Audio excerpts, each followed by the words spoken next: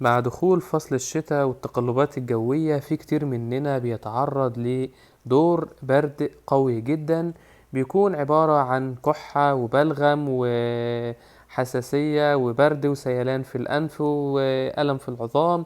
فالنهاردة بعمل لكم وصفة خماسية. الوصفة دي عبارة عن 5 أصناف بتعالج 5 حاجات: البرد بجميع أنواعه لما بيكون شديد عليك جدا. الوصفة فعالة جدا، أقوى من الليمون والزنجبيل والعسل والكلام ده كله. وصفة غنية بالفيتامينات وغنية بالمضادات الآزمة للتخلص من البرد الشديد. الناس اللي مناعتهم ضعيفة وبيجي لهم برد قوي جدا خلال أيام بتتخلص من الآلام دي. ولكن قبل ما أبدأ في شرح الوصفة وطريقة تحضيرها، خلينا أقول إن اللايك الجميل اللي بتعمله لنا بيكون دوره إنه يوصل الفيديو لأكبر عدد ممكن من الناس، لأن زكاة العلم تبليغه. فاللايك اللي بتعمله هيكون زكاة للعلم ده وللوصفة بتاعت النهاردة علشان الناس توصل وتستفيد من الفيديو. أما بالنسبة للكومنت فسيب لنا كومنت بأي تعليق حابب تسيبه لنا. اشتراكك في القناة دوره إنه يوصل لك الفيديو بمجرد ما ينزل على قناتنا على صفحتك الرئيسية بدون ما تبحث عننا، وبالتالي ما يفوتكش أي فيديو من فيديوهاتنا اليومية في العلاج بالأعشاب والطب البديل. اما زر الجرس فدوره يوصل لك تنبيه بمجرد ما نحمل فيديو جديد على القناة. ايه هي طيب الوصفة الخماسية او القوة الخماسية اللي هتعالج جميع الامراض دي؟ التهابات الحلق، الصدر، الزكام، سيلان الانف عفوا، سيلان الانف، الكحة، البلغم الجاف بالتحديد او الكحة الجافة. الامور دي كلها هتتحل بمجرد ما نستخدم وصفتنا. الوصفة الخماسية او القوة الخماسية عبارة عن شمع العسل، عسل النحل، العكبر. والعكبر هو مادة ينتجها النحل، ايضا بتلاقيه موجود عند الناس اللي بتبيع عسل النحل. يبقى شمع العسل والعسل النحل والعكبر جميعهم منتجات النحل، بالإضافة إلى الكركم وحبة البركة.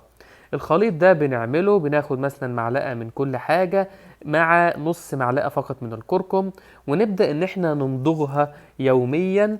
ومع الوقت، مع اليوم في التاني في التالت بالكتير هتلاقي تحسن ملحوظ، وهيغنيك عن المضادات الحيوية والأدوية المزعجة واللي بتسبب آثار جانبية بعد كده.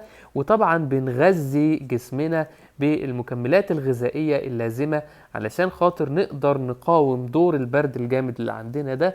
والتغذية المناسبة في هذا الوقت زي البيض غني بالبروتين، وبيكون مقوي ومنشط للدماغ علشان يقدر يدي إشارات جيدة للمخ، بالإضافة إلى الشربات الساخنة زي شوربة العدس أو شوربة الخضار، خاصة شوربة الجزر لأنه غني بالمواد اللازمة لصحة العظام. فبالتالي احنا كلنا عارفين لما حد بيجيله دور برد جامد بيكون عنده ألم شديد في العظم نتيجة اختراق جهاز المناعة.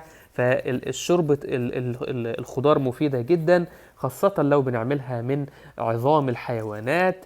بتكون برضو مفيدة وتؤدي إلى تقوية المفاصل والعظام، خاصة في حالات البرد الشديد. برضو على الأكلات اللازمة في الحالات دي البامية جميلة جدا ومغذية جدا، خاصة في حالات البرد أو الزكام أو احتقان الزور والحلق والتهابات الصدر.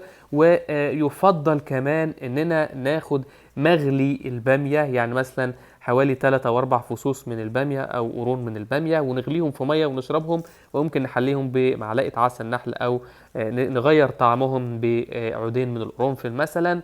غنية جدا ومفيدة جدا للحالات اللي بنتكلم عنها، ويمكن تكون أفضل بكتير جدا من العسل بالليمون بالحاجات الاعتيادية اللي كلنا بنعملها. وبكده اكون خلصت معاكم وصفة النهاردة والقوة الخماسية اللي بتعالج حالات الزكام الشديد، التهابات الحلق، الصدر، سيلان الأنف، الكحة الجافة، البلغم. واشوفكم الفيديو الجاي في صحة كلينيك.